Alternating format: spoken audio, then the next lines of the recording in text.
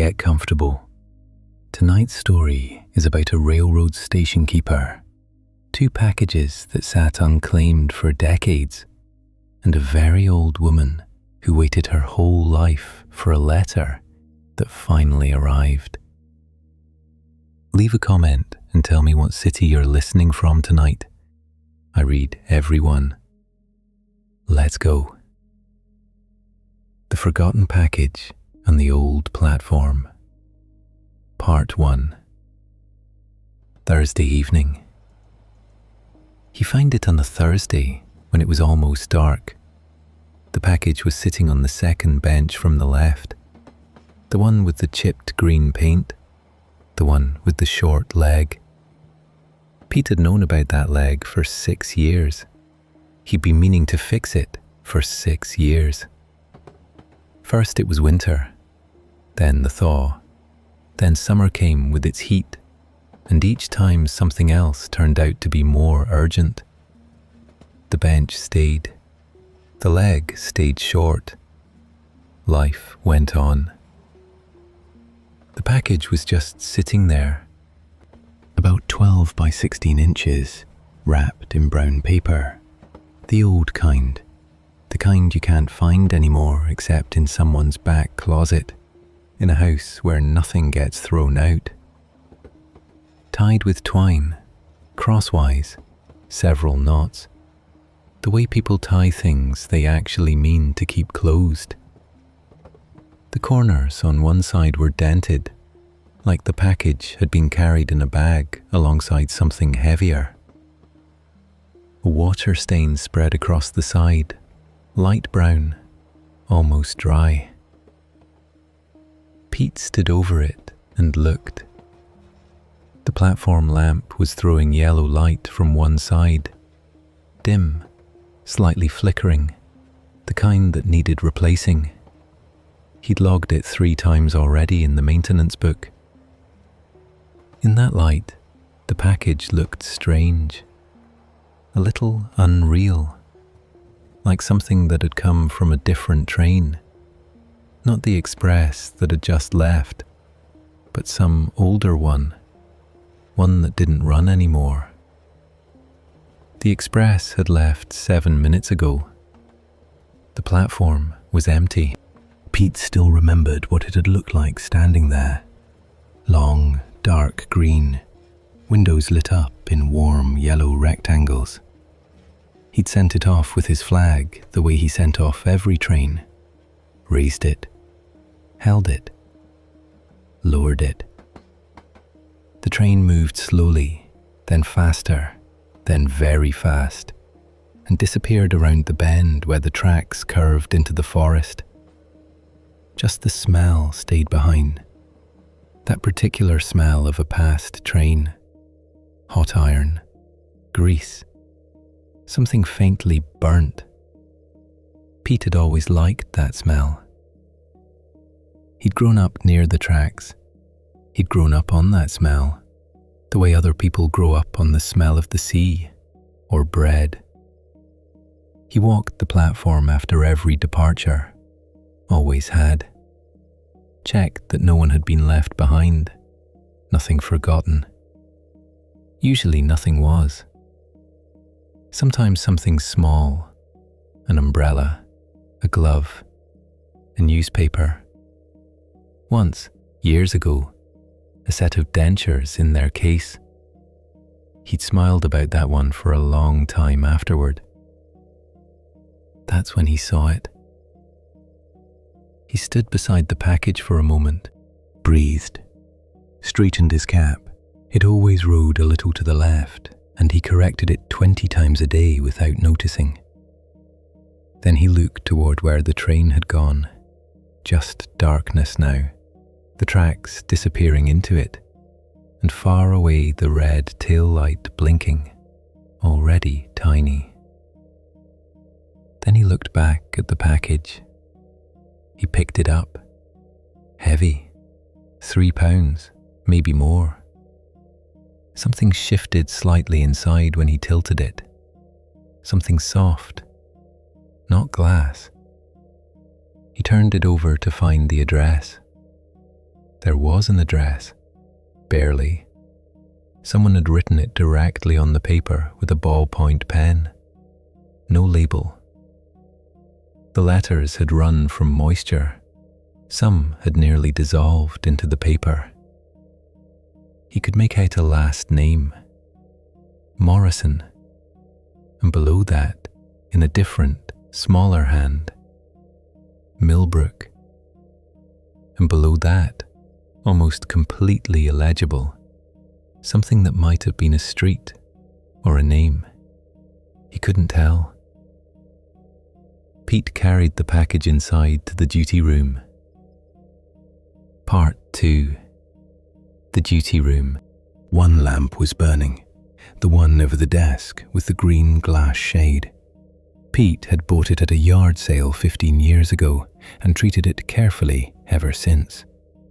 He drank his evening tea under that lamp, filled out the logbooks under that lamp, read the newspapers his nephew brought, and looked out the window at the platform when it was snowing, or raining, or simply night.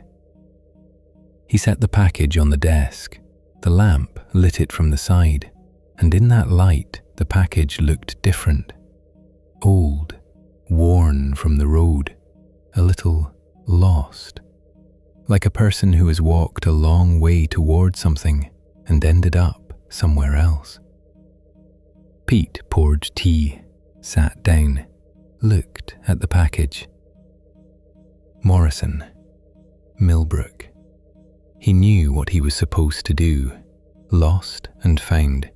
Drop it off, fill out a form. Done. Not his problem anymore. That was procedure. That was how it had always been done.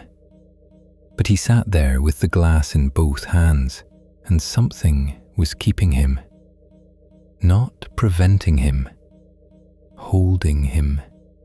That's the more accurate word. He'd worked this station for 23 years. Not a large depot, not a regional hub. A small platform stop between two towns where trains paused for 2 minutes. Sometimes 3 if something ran behind schedule. 2 tracks, 1 platform, the duty room with the green lamp, a tool shed, and a small flower bed by the entrance. He's planted phlox there in his first year, and every spring since then they'd come back on their own. Pink, white, sometimes purple. He never watered them deliberately. They managed. In 23 years he'd seen thousands of people. More than that, tens of thousands. They came with luggage and without, with children and dogs, in coats and flip-flops, half asleep, anxious, laughing, silent. Each one arrived, stood for 2 minutes, got on a train, and left. And he never saw them again. Never. That was the particular quality of his work, to see people at their shortest moment, not to know them, not to see them off, just to see them. The way you see a bird on a branch. There it is, and then it isn't. Gone. He'd gotten used to this long ago. He didn't complain. It suited him. This life suited him. Quiet. Even. Predictable as the schedule. His colleague Danny had asked him once, not unkindly, just out of boredom, didn't he get tired of it? The same place, day after day. Pete thought about it, then said, "No, not really."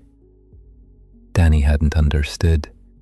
Danny was young and needed movement, noise, things changing. Pete didn't. He needed the tracks to be clear, the signals right, every train to pass as it should. That was motion too, just a different kind. Interior. His wife had died 7 years ago. His daughter lived in another city, called on Sundays, came when she could. He lived in the room attached to the station, small, but his. A bed, a desk, a bookshelf, a photograph of his wife in a frame. That was enough. He'd never been someone who demanded a great deal from life. It gave what it could, and he took what it gave, without negotiating. But now, sitting in front of this package, he thought, here is someone's life sitting on my desk. If he turned it into lost and found, it would stay there, in a cardboard box, in a pile of forgotten things that nobody ever claims. He put down his glass, stood, went to the wooden cabinet against the wall, old, plywood, 2 shelves. On the lower shelf sat the log books, many of them, thick, soft-covered, filled with small, neat handwriting, arrival and departure records. He'd kept them by hand for years, even though everything could have been done on a computer. He was just used to it. His hand reached for the pen on its own. He took this year's log, opened to today's date, Northbound Express, number such and such, arrived at 9:07 p.m, departed 9:09 p.m. Passengers off, 0. Passengers on, 3. He remembered them. A young man with a large backpack who'd made it by seconds, running. A woman in a blue scarf who'd stood a long time studying the schedule. And another one, elderly, with a plaid bag and a package under her arm. Pete stopped, with a package under her arm. He closed the log, sat back down, looked at the package. Then out the window, where beyond the dark glass the tracks were just visible, and beyond them, night. So she'd forgotten it. Or she'd set it down on the bench, on the one with the short leg, and walked away without picking it up. These things happen. All kinds of things happen to people. But the package wasn't hers. He understood this right away, a beat before he could explain why. Just not hers. She'd been carrying it for someone else. She'd been taking it somewhere to deliver, and now she hadn't delivered it.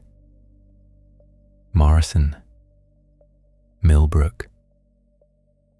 He said it to himself again, the way you repeat something you need to remember, or something you already remember but can't place. Morrison, Millbrook. Something was there in those words. Something quiet, old, like a smell from childhood that you recognize but can't name. Part 3. What the old books said. He didn't sleep that night. Not that he tried not to. He lay down and couldn't. He lay on the narrow cot in the duty room under the plaid blanket, looking at the ceiling where the shadow from the lamp swayed quietly. He'd left it on, and the package was just there, in his head. Not thought about exactly, just there. The way an unfamiliar object sits on a table when you can't figure out where to put it, so you leave it where it is. Let it sit. Outside something rustled, wind in the acacia tree probably, or just the night. Nights at a platform stop have their own quality. Nothing like city nights, where there's always some layer of background sound. Here, it was truly quiet. Occasionally, far off, the horn of a freight train passing through without stopping. Occasionally, something alive in the bushes. Then silence again, thick as cotton. The blanket was warm, the cot familiar. He'd slept on it enough times that his body knew which way was comfortable. Still, sleep didn't come. He lay and heard a faint insect sound somewhere beyond the tracks, and heard the platform lamp's chain creaking slightly in the wind, barely, almost inaudibly, and thought, the package is on the desk, waiting. It knows how to wait. It's been waiting long enough already. It can wait one more night. He, for some reason, couldn't. At 1:30, he got up, put the kettle on, and while it heated, he took the old log books from the shelf. Not this year's, the old ones, the ones stored in the lower section of the cabinet, bundled with tape.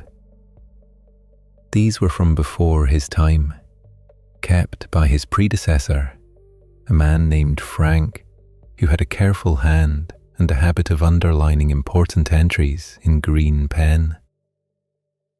Pete had almost never read them. Why read old logs? They were just stored, because that's procedure, because it's the archive, because just in case. Well, here was a case. He sat under the lamp, opened the oldest book, yellowed, the cover soft with age, and began turning pages. Frank recorded everything: arrivals, departures, delays, incidents, and more, margin notes that had nothing to do with the schedule. First Robin arrived today. An evening freight went past carrying timber. Smelled good. A woman from car 3 left her umbrella, blue umbrella, sent to Lost and Found. Pete read slowly. The tea went cold. He didn't notice. He didn't really know Frank at all.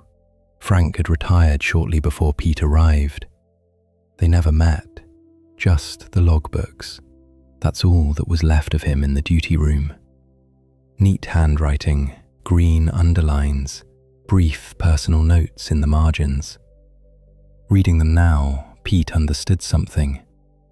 This had been a man who also didn't pass things by, who noticed the robin, who wrote down the smell of timber from a passing freight, who paid attention, not to big things, but to small ones. Small ones are the real ones. Pete turned more pages, month by month, year by year. Trains, trains, trains. A 15-minute delay. Fog. A switch replaced on track 3. A new employee arrived at the next station. Frank had noted it down as if it mattered. It probably did, to him. And then, about 40 pages in a full entry near the end of the book, he saw it. Northbound Express. Package found on platform 2. Addressee, Nina Morrison, Millbrook. Sender, unknown. Condition, intact. Placed in station archive, pending inquiry. Pete read this twice, then once more, slowly, by syllables. The date was more than 20 years ago. He stood and went to the cabinet. On the bottom shelf, behind the logbooks, behind a toolbox, there was another shelf, deep in the shadow, hard to see. He crouched, shone his flashlight. The beam moved across the lower shelf. Wooden surface, old paint, a few dusty rags, a tin can of bolts. And behind it, behind the tin can, in the far corner, something rectangular, in brown paper. Pete went still. He didn't reach for it immediately, just shone the light and looked. 1 second, 2. The ceiling of the duty room above him, the quiet hum of the lamp, the smell of old wood dirt and the grease from the far shed. All of it was there, and he heard and felt all of it. And at the same time, he was looking into the corner of the shelf, thinking, there it is. Then he slowly reached in. Outside the duty room, it was night. Deep, no moon. The tracks gleamed in the light of the far platform lamp. Two long silver strips running into darkness in both directions. Somewhere in the bushes beyond the embankment, something was chirping. A cricket who couldn't sleep. The wind moved the acacia branches at the corner of the building, and their shadow rocked against the duty room wall. Long, uneven, like a letter no one had learned to write. It was the same package, or almost, different in size, a little smaller, but the same paper, brown, wrapping paper, the kind no one makes anymore, and twine tied crosswise, and an address written by hand in ballpoint. Only this address had survived better, almost fully legible. Nina Morrison, Millbrook, Meadow Lane, number 7. Pete sat on the floor in front of the open cabinet, holding the package on his knees. So that's how it was. Another one. Or the same. Not the one he'd found tonight on the bench, but the one Frank had found years ago and set aside, kept. Written in the log, pending inquiry, and hadn't followed through, or had tried and didn't manage, or had simply forgotten, the way busy older people forget things they mean to come back to, and retired, and the package stayed, sat here, for over 20 years, in the dark, behind the logbooks, behind the tin can of bolts, waiting. Pete set it next to the one from tonight, looked at both of them. 2 packages, the same last name, the same town. Different years. He didn't know what was in them. He didn't check, not because he couldn't, but because he didn't want to. It wasn't his.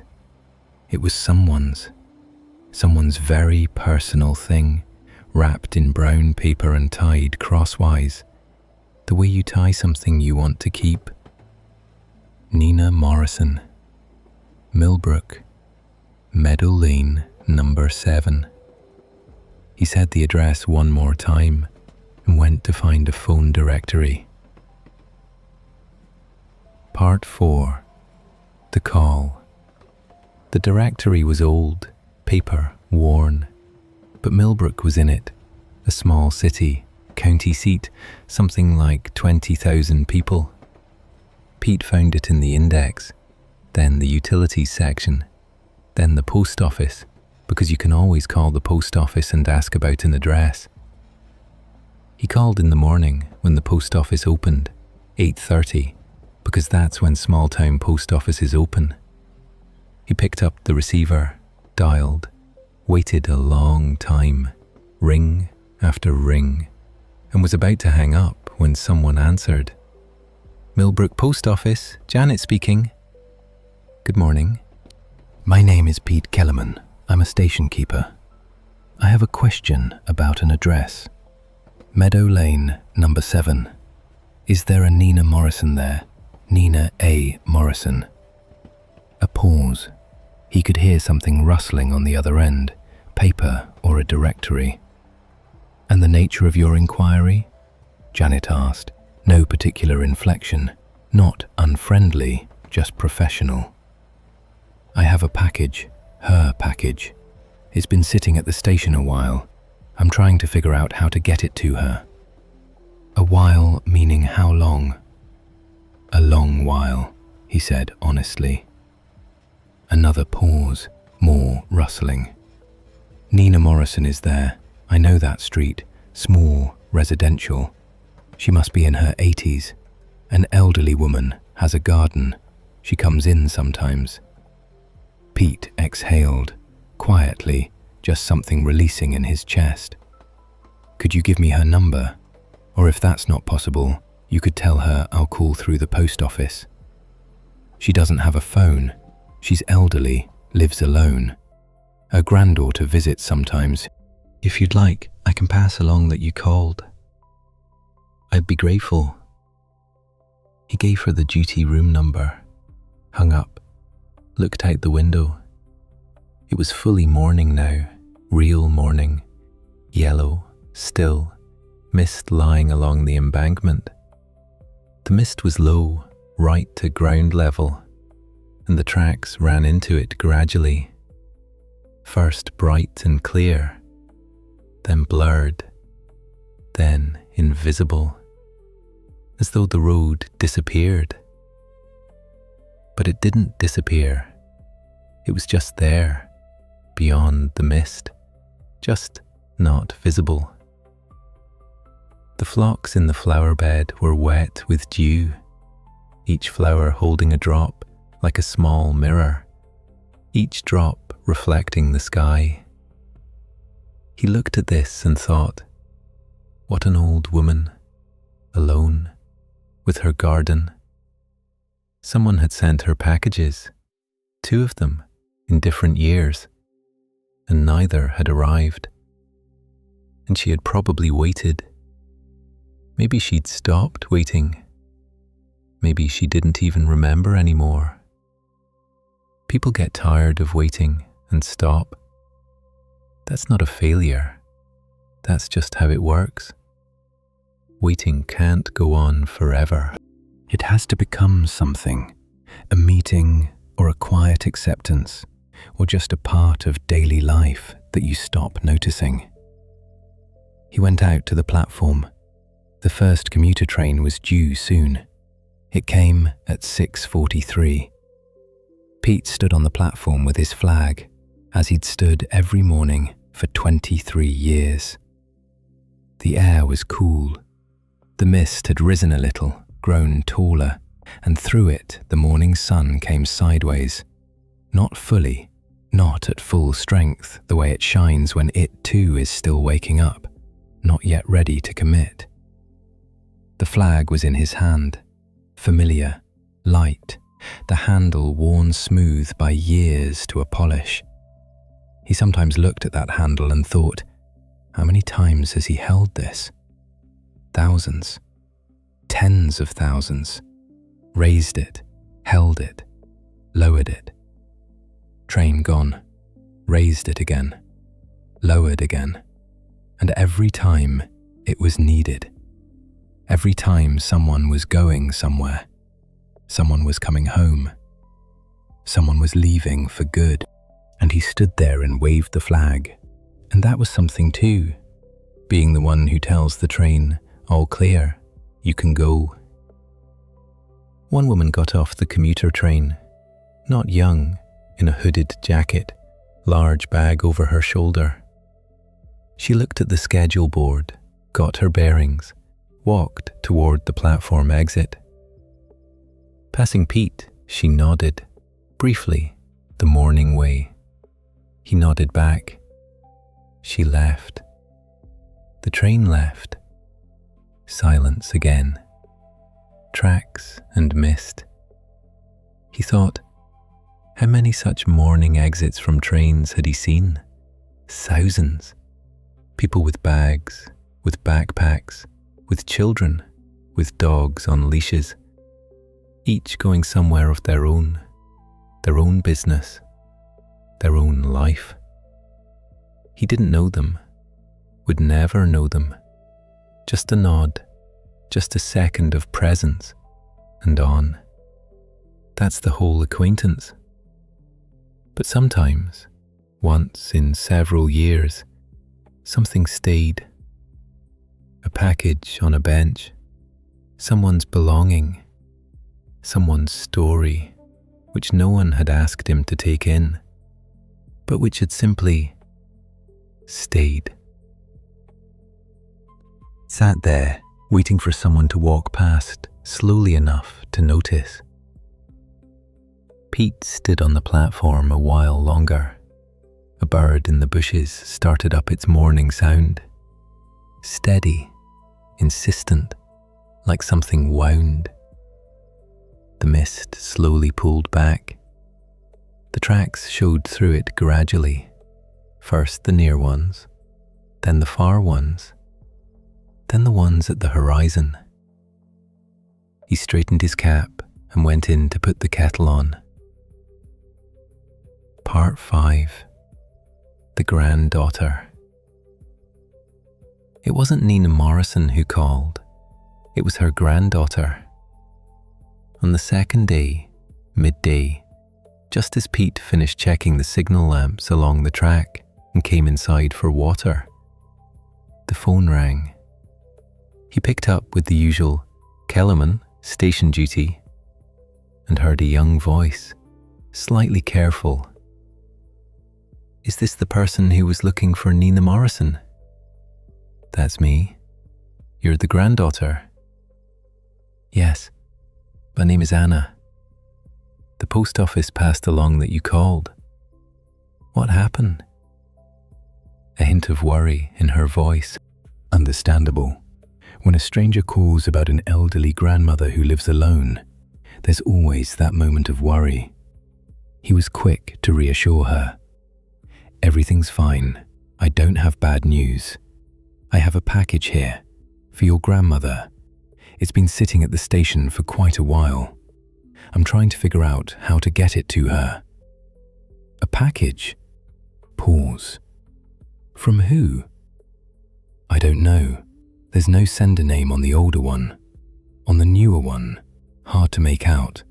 But both are addressed to Nina Morrison, Millbrook, Meadow Lane 7. Long silence. He could hear Anna breathing on the other end, steady, thinking. "Both? There are two." "Two. One is very old. It spent over 20 years in the archive here. My predecessor left it. The other one I found myself 3 days ago, on a bench after the express." "My God." More silence. Then her voice changed, quieter, careful, like someone who's just understood something and hasn't decided yet whether to say it. "Tell me, on the old one, there really is no sender's name?" "None, just Millbrook and the addressee's name. Would you like me to check more carefully, or would you rather have your grandmother receive it unopened?" "Unopened," she said quickly. Then, quieter, "It's probably from her brother. He disappeared a very long time ago. She's been looking for him her whole life. Was looking. We don't know if he's still alive." Pete didn't respond right away. He was looking out the window. A grey tabby was walking along the platform, slow and deliberate, the way cats walk when they've already been everywhere and consider the whole place theirs. The cat reached the edge of the platform, sat down, looked at the tracks, then turned around and walked back. "I'll bring them," Pete said. "I'll bring them myself. When my colleague takes a shift, I'll ask him, take a day. This should be done in person." Anna was quiet. "You'd really do that? It's not too much trouble?" "No trouble." He said it simply, without ceremony, the way you speak about something you've already decided. Anna heard it. Something in the line changed, grew warmer somehow. "Thank you," she said. "I'll try to be at my grandmother's this weekend. To be there when you come, just in case." "Good. I'll call when I know exactly when I can come." He set down the receiver, sat in the same chair, at the same desk, under the same lamp. The cat outside passed the window without looking in. Somewhere far away, a freight train sounded its horn, not stopping here, just passing through, the way life passes through small platform stops. Pete looked at the packages, both sitting on the edge of the desk, side by side. The old one and the new one, as if one had been waiting for the other, or both had been waiting for the same moment. And now, that moment was getting closer. Part 6.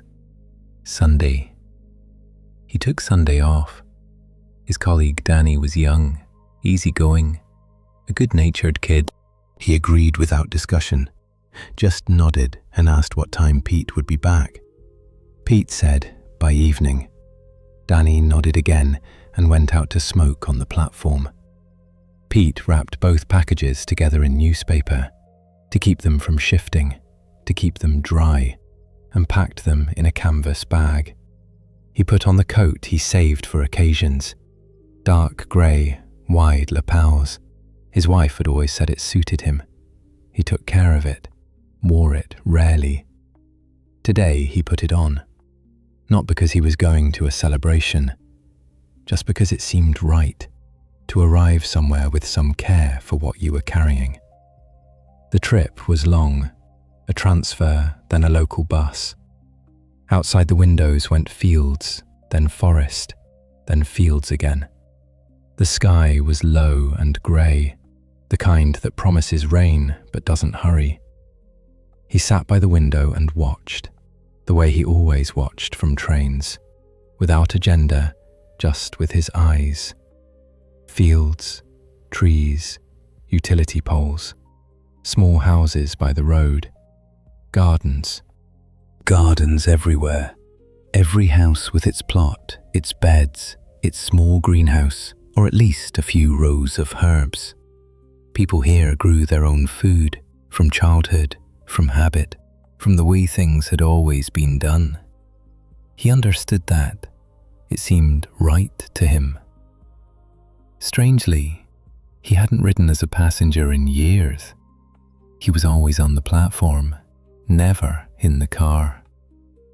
Now, sitting at the window of someone else's train, he watched the small stations go past, just like his own, and thought, someone is standing there with a flag too. Someone has a lamp on in the duty room. Someone is drinking tea and looking out at the departing train. The whole country, in a way, is these small lights in the dark. Small, quiet, but burning. At the transfer, he had 40 minutes. He went into the small station building, the same size as his own, just a little larger. A lunch counter with 3 tables. It smelled of pies, real ones, with cabbage. He bought 2, sat by the window. Watched a commuter train pull in slowly, slow and reluctant, the way a cat approaches a food bowl. People got off. People got on. The train left. Silence again. He thought about the packages. Both of them sat in the canvas bag at his feet, wrapped, quiet, still, heavy. 3 pounds of the past and a little less of the present, or the other way around. He didn't know what was in them, and still he felt their weight. Not the physical weight, the other kind. Millbrook turned out to be small, quiet, a main street with several shops, a church with scaffolding around it. They were fixing the dome. The scaffolding looked like it had been there more than one season. A farmer's market on Saturdays, closed now. Empty stalls, one woman with apples who hadn't left. A bus stop with a 2-sheet schedule. Many routes for a small town. More people than it looked then. Just quiet. He walked along the main street and looked around, the way you do in an unfamiliar town when you don't yet know what's important and what's just background. An old pharmacy with a window display that still had a decades-old health poster. A hair salon with a flowered curtain. A hardware store. In the window, buckets and rakes. And that was somehow good. Homely. A woman in a headscarf was watering flowers on a second-floor windowsill. From a can, carefully, unhurriedly. She saw him, wasn't surprised. Visitors were rare here, probably, but the kind that came were harmless. Just people with a bag, going somewhere on their own business. Meadow Lane started at the edge of town and went downhill. Residential, fences, trees, dogs barking from behind gates. Number 7 had blue shutters and the large apple tree in the yard. The apples were still on the branches, dark, autumn heavy. A few the tree hadn't let go of yet, pulling the branches down. Pete stopped at the gate, rang the bell, an old tin one nailed directly to the gatepost with a wire pull. The door opened quickly. A young woman stood on the porch. Anna, he knew immediately. Short, in a warm sweater, a braid over one shoulder. She looked at him steadily. No smile yet, but no tension either. Just looking. "Pete Kellerman?" "That's me." "Come in. Grandmother's expecting you." The yard was small, tidy, the grass cut, autumn flowers by the fence, most gone brown, but a few chrysanthemums still holding on, yellow, dense, stubborn. The wooden porch creaked under his foot, exactly the creak that comes from porches that have been creaking for decades and will creak for decades more. Inside the house smelled of baked goods, not fresh, yesterday's, but still the smell of a house where baking happens regularly, from habit, not occasion.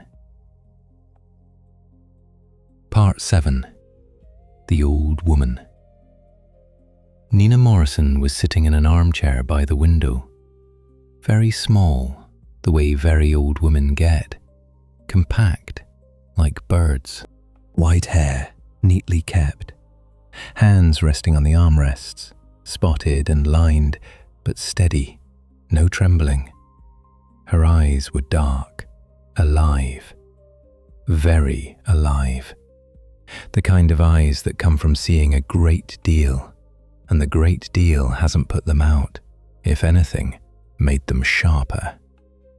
She watched him as he came in, didn't rush him, just waited, the way only people who truly know how to wait can wait, for a long time, with a patience that has stopped being patience and become simply part of who they are. "Good afternoon," Pete said. "My name is Pete Kellerman. I'm from the station. I've brought you something." Nina Morrison nodded, slowly. She already knew. Anna must have told her, or she simply felt it. That happens with very old people. They sense things before they're told. He sat on the chair Anna had placed for him, unfolded the newspaper, took out both packages, set them on the small coffee table beside her armchair. Between them sat a glass of tea and a saucer with hard candies. Nina Morrison looked at the packages. For a long time, she didn't touch them. "Two," she said quietly. "Yes." "Old and new?" "Yes." She raised one hand, slowly, without hurrying, and touched the old package. ran her fingers along the brown paper, along the twine, along the blurred address. Her fingers knew something. You could see it in how they moved. Not examining, recognizing. "These are his hands," she said. Not a question, a statement. He always tied things this way, crosswise. I taught him when he was little. We used to send packages to our grandmother in the country. He would tie them. I would watch. He tried so hard. She lowered her hand, looked away, out the window, where the autumn apple tree stood with its heavy red fruit, then back at the packages. Anna stood in the doorway, not coming in, just nearby. Pete was quiet too. Nina Morrison picked up the old package, Began untying the twine, slowly, carefully, the way you undo something tied long ago, something that shouldn't be broken. Her hands didn't shake, only her lips moved slightly. She was saying something to herself, or saying nothing, just breathing. The paper opened with a soft rustle, the sound of very old pages turning. Inside were several things wrapped separately in thinner paper. A stack of photographs held with a rubber band. The rubber had gone stiff over the years, had almost fused with the paper. On top, an unsealed envelope. And something else, small, heavy, in a cloth. Nina Morrison took the envelope, took out the letter, 5 or 6 pages, written on both sides, small, close handwriting. She read for a long time, a very long time. Pete couldn't see her face, only her profile, only white hair and still shoulders. Anna in the doorway took a quiet step back, nearly disappeared. The clock in the corner of the room ticked. Somewhere in the house, a creak. Wind moving a window frame, maybe. All of it was there, and all of it was quiet, like the breathing of a house that has stood in one place for a long time and knows. All kinds of things happen inside it. You only have to wait. Pete looked at his hands, folded in his lap, then at the glass of tea Anna had poured for him, then out the window. The apple tree was holding its last apples, deep red, heavy. A few had fallen into the grass already, lying there, needed by no one, just ripe. He thought, that's how letters are sometimes. You carry them inside for a long time, and then you simply set them down. Not because you forgot, just because the time came. Nina Morrison finished reading, folded the letter, put it back in the envelope. Then she picked up the photographs. The first looked. The second. The third. Stopped. Held it in front of her. Pete caught a glimpse from the side. Black and white, 2 young people smiling. He didn't look longer. "He left in 1964, she said. Even voice, just the smallest bit quieter than before. I was 17, he was 22. He said he was going to a construction job out east. He promised to write.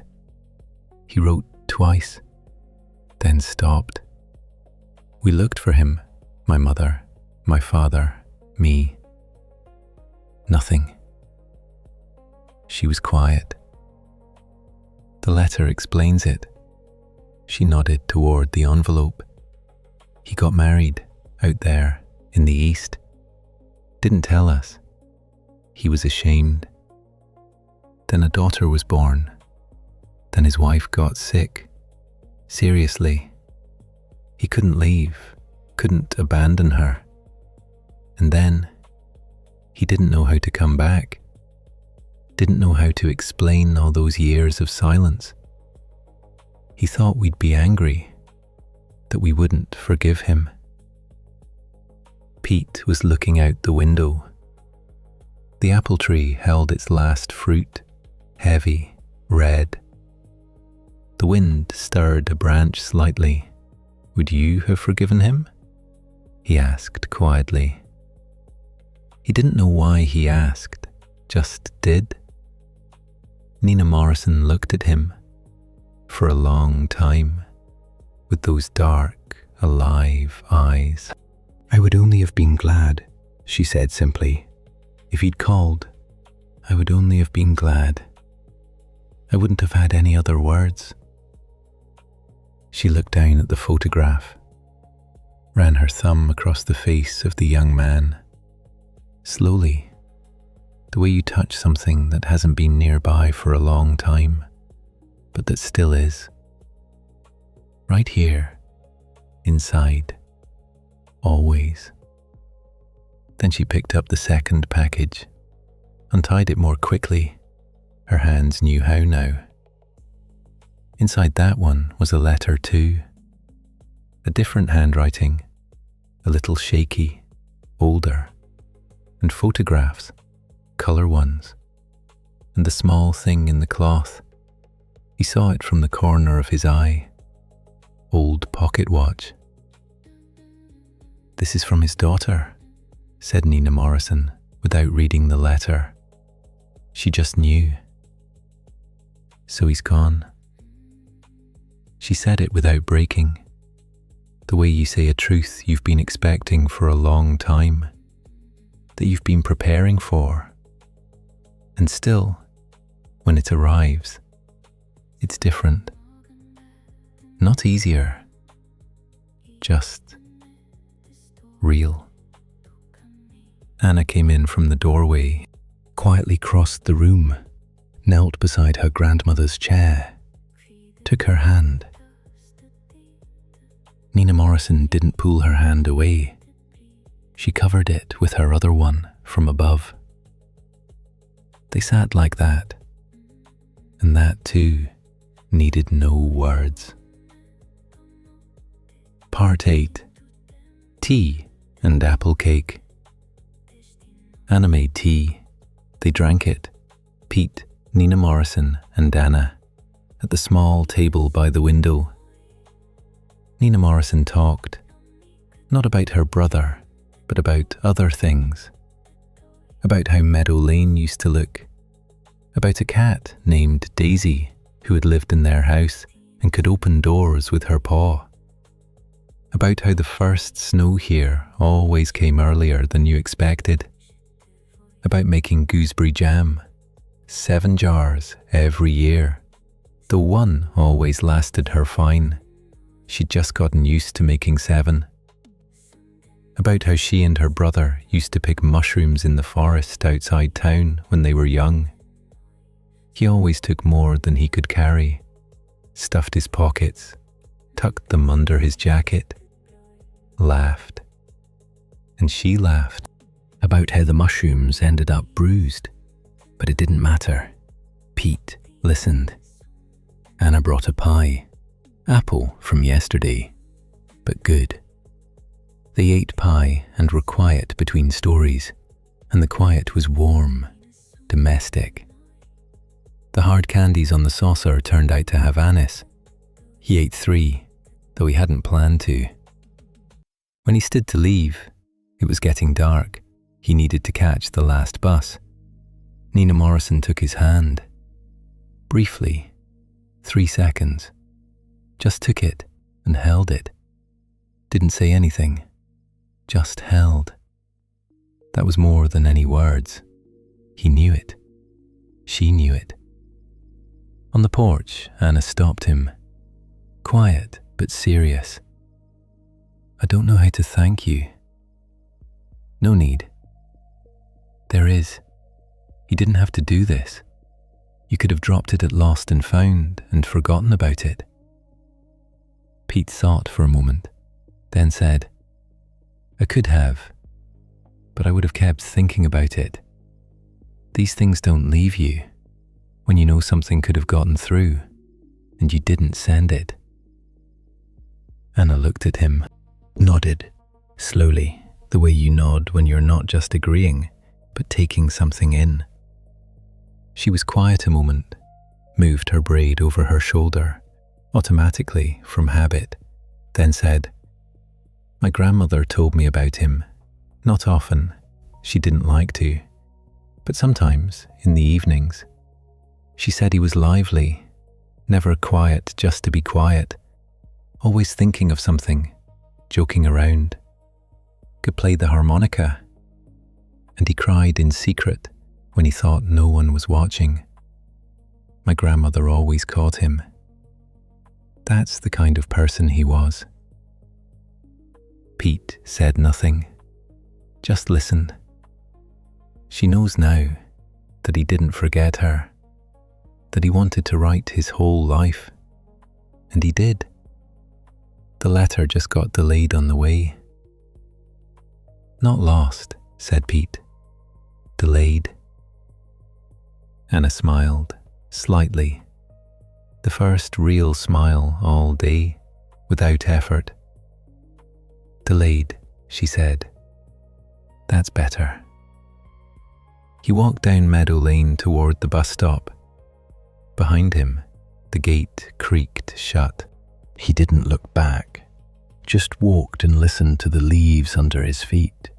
One, then another. The autumn here was quiet, not the kind that howls with wind, but the kind that simply arrives, slowly, without warning. A woman walked past with a shopping bag, glanced at him briefly, nodded. He nodded back. That's how it is in small towns. You nod to strangers, because strangers are few, and even someone you don't know personally is still, from here, part of the place. At the bus stop, he sat on the bench. 20 minutes until the bus. He sat and did nothing, just watched the sky darken over the rooftops. The first star came out, one, bright, a little left of the church scaffolding. The air was getting colder. He turned up his collar. That coat, the dark grey one, wide lapels. His wife had always said it suited him. He believed her. He thought about how long the old package had sat in the cabinet behind the logbooks.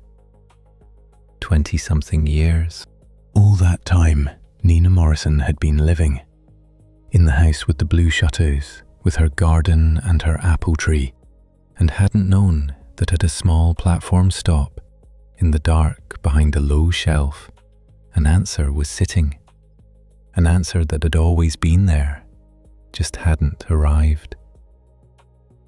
The bus came, brakes squealing, doors opened. Warmth and the smell of old plastic came from inside. Pete stood, adjusted the bag on his shoulder and stepped in. Not on time, but it got there. Part 9. The Return. He got back by evening. Danny met him at the duty room, said nothing, handed over the keys, said everything ran on schedule, 2 trains through without delay, and left. Danny was a good colleague. Some people know how to just hand over the keys and go. No debriefing required, no questions. Danny knew how. Good kid. Pete went inside, turned on the lamp. Green light settled on the desk the way it always did. Put the kettle on. While it heated, he took off his coat. Not the everyday one, the good one, the occasion coat. Hung it on the hook, sat on the chair, leaned back against the wall, tired.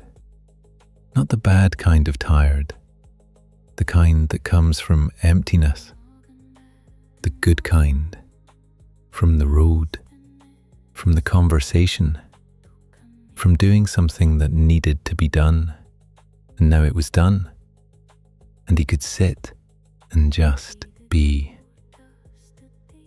The kettle boiled, he stood, made tea, took out the holder, the metal one, engraved 25 years of railroad service, a gift from the district office at his anniversary. He'd been a little surprised that time. They'd never come before. They were far away. A different life, a different pace. But they came. They gave him the holder. He'd used it every day since. Not out of sentiment, just because it was practical. Heavy, good in the hand, held heat.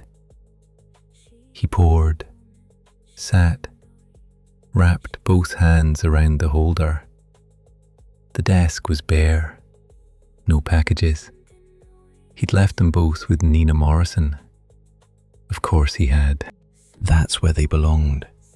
Not on the edge of a duty room desk, but there, in the house with the blue shutters, with the person they'd been addressed to. The person they'd been travelling toward all this time. Taking detours, getting delayed, waiting in the dark behind a shelf, and finally arriving. The warmth came through the metal evenly, gently. Outside the duty room window, it was full night now, the kind that arrives without noise, just grows darker and darker until it simply is. The tracks gleamed in the platform light, silver, long, going in both directions the same, into darkness. Pete drank his tea. He thought about Nina Morrison, how she sat in the chair by the window, small and straight, how she ran her fingers along the brown paper, recognizing something, how she took his hand when he left and held it for 3 seconds, said nothing, just held it. He thought about Frank, his predecessor, whom he'd never seen, who'd noted down the robin and the smell of timber from the freight train, who'd found a package and put it on a shelf, pending inquiry, and hadn't followed up, and retired, and the package sat 20-some years, not lost, waiting, in the dark, behind the low shelf, patient, without complaint. He thought, did Frank know he was leaving something important behind? Or did he just put it away, the way you put things away when you think, I'll come back to this, and didn't come back? These things happen. All kinds of things happen to people. The important thing is, he didn't throw it away. He kept it. That was something too. To keep something, even without knowing why. Maybe he sensed it. Maybe he was just a careful person. He didn't like to discard other people's belongings. Didn't matter. Why? What mattered was that he kept it. And kept the logbooks too, neat with the green underlines, and wrote about the robin, and about the smell of timber, as though he knew, someone will read this someday, someone will need it. Pete thought he'd write his own logs a little differently from now on, not just arrivals and departures, something more. He didn't know yet what, just felt it. Something more. Far away a freight train sounded, not stopping here, just passing through the night. A long, sustained note, the kind trains make in the dark when they announce themselves. The sound rose, then faded, and the quiet came back. Just the cricket somewhere at the embankment, and a slight wind in the acacia, and nothing else. Pete drank his tea and thought about this. Just sat with the warm glass and thought about nothing particular. About life, which goes on. About the people who go through it. He'd worked this station for 23 years. Waved the flag, he'd lost count, thousands of times. Sent off trains, received trains, checked the lamps, filled out the logs, like Frank, only without the green underlines. That was Frank's style. Drank tea under the green lamp, planted phlox and didn't water them, they managed on their own. Hadn't fixed the bench with the short leg. 6 years he hadn't fixed it. All that time he'd told himself, later, after winter, after summer. This fall for sure. Fall came, then another, then another. The bench rocked, the leg was short, and the package sat in the cabinet, and the new one would have sat on the bench if he'd walked past. Well, here was the moment. He finished the tea, set down the glass, sat a while longer, listening to the quiet outside, then stood, not quickly, slowly, the way tired people stand who are in no hurry. Went to the tool cabinet, opened it, found a small block of wood the right thickness. Those were always in there, just in case. Took a hammer, went out to the platform. The night was cold, the tracks gleamed. The sky above the platform was dark and clear. Many stars, the way it gets in autumn, when the air has gone transparent, but hasn't yet frozen. Somewhere at the embankment, the cricket was still going, stubborn, not knowing it was late and everything was asleep. Pete walked down the platform. His footsteps rang in the quiet. He knew that sound, like his own voice. He went to the second bench from the left, the one with the chipped green paint. Crouched down, slid the block under the short leg, checked with his palm, still rocking. Trimmed it slightly with the hammer, checked again. The bench didn't rock. He stood over it for a second. Nothing special, just a bench, just a block of wood under a leg. 6 years of meaning to, 5 minutes of doing. Then he went to sleep. Tomorrow, the flag, the log, the kettle, the first train at 6:43. The phlox had finished for the season, but they'd come back in spring. They always came back. Everything would be as usual. Only inside, a little different. Not louder and not more joyful. Just a little warmer. The way it is when something that needed to happen for a long time finally does. The world doesn't change. You don't change. But there are too fewer unfinished things in it. And that's good. He lay down on the cot, pulled the plaid blanket up, turned off the lamp.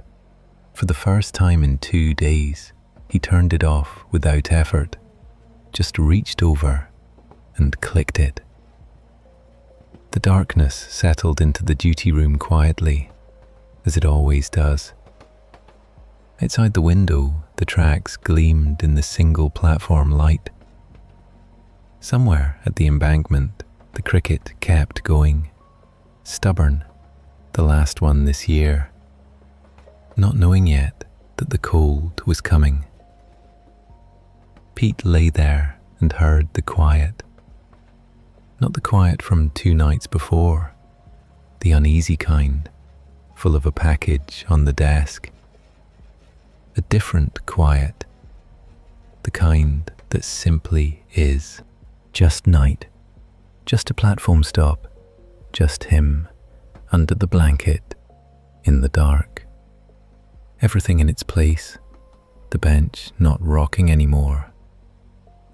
He fell asleep. That's the story. If it stayed with you, leave a like. It means something knowing you are here. And if you haven't subscribed yet, there are more nights like this one waiting. Good night.